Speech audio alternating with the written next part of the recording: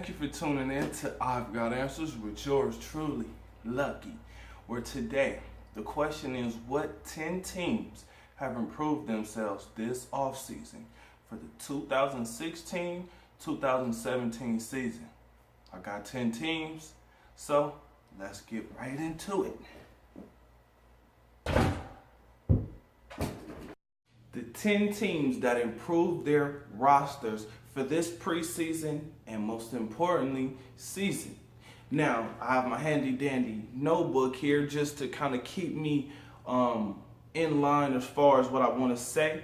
So first off, we diving right into this thing. First, my honorable mention is the Cavaliers because they did re-sign LeBron James, but his situation was very unique this year. It wasn't that he was going to leave. It was he just wanted to make sure that everybody else got their deals done first, right? He just wanted to make sure that he got paid the most money.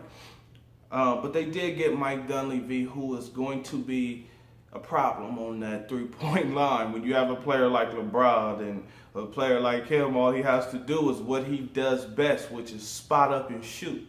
And, so they're going to pose some problems, even more problems than they have been. But something that is interesting is what's going on with J.R. Smith.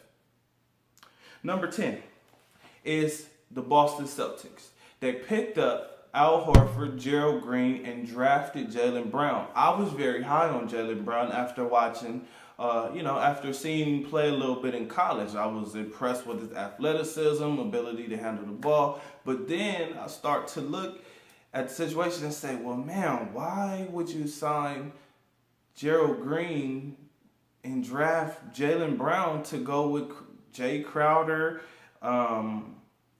James Young, Gerald Green, and it just seems like an overload there. But the big signing for them was Al Horford, starting center. But now they got to figure out how they're going to play Kelly Olynyk, Amir Johnson, and so on. So, and I believe there's another big that they have. I just can't think of his name right now. But moving right along, right into number 9, and that's the Orlando Magic.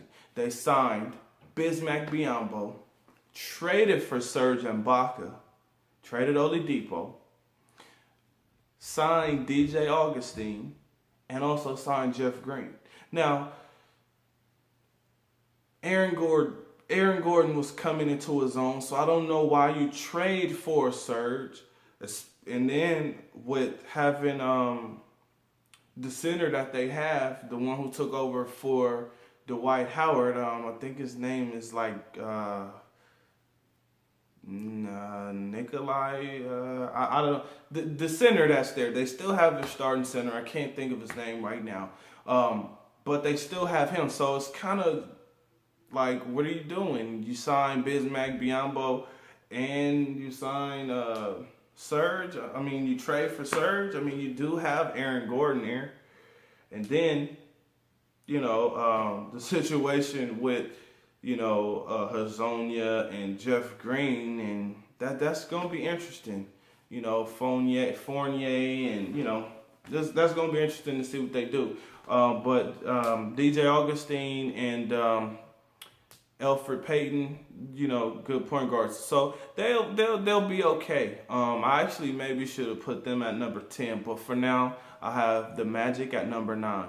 The Mavs are at number 8.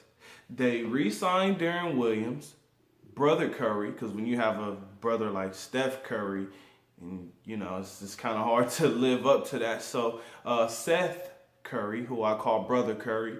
Also, they got Barnes and Bogut. So those are, for the Mavs, those are great signings because they believe that Harrison Barnes, if given a bigger role, can be the man. So they're putting their beliefs where their mouth is. They're saying that they're going to use him as probably the number 1 option, but come on, Dirk is still there, so Dirk is going to be the number 1 option, but he might be option 1B opposed to option A.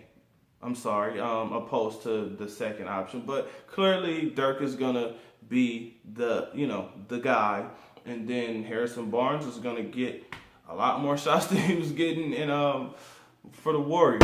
So that's gonna be interesting there, and then it's gonna be interesting to see if they even use Brother Curry, because so far these teams haven't even used him.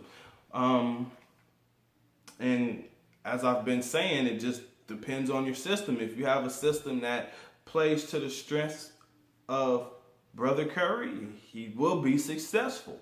He's proven that he can shoot the ball. All right, Darren Williams, they needed him as well. Moving right along, this one is a big one, and this one actually was very under the radar. Paul Gasol and David Lee going to the Spurs. That's huge, because LaMarcus Aldridge and Paul Gasol are going to cause problems and havoc. Okay?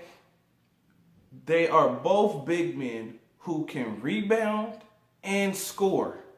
But Paul Gasol is actually a facilitator. He's a guy you can literally run your offense through no matter where he is on the court. And he's a danger.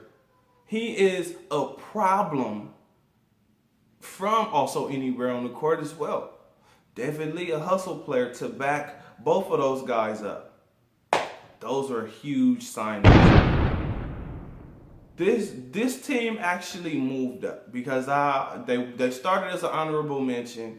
Then when I start to see the moves that they made, and then seeing them in preseason, I said, okay, they deserve to move up. Number 6 is the Rockets, the Houston Rockets. They re-signed James Harden. Then they went and got sharpshooter and Ryan Anderson, brought in Eric Gordon, drafted Gary Payton II, and added Nene as well. Now, Nene actually may be a little more happy playing in this system, because it's going to play to his strengths, which I don't really understand why he was struggling with John Wall, because John Wall passes the ball too. But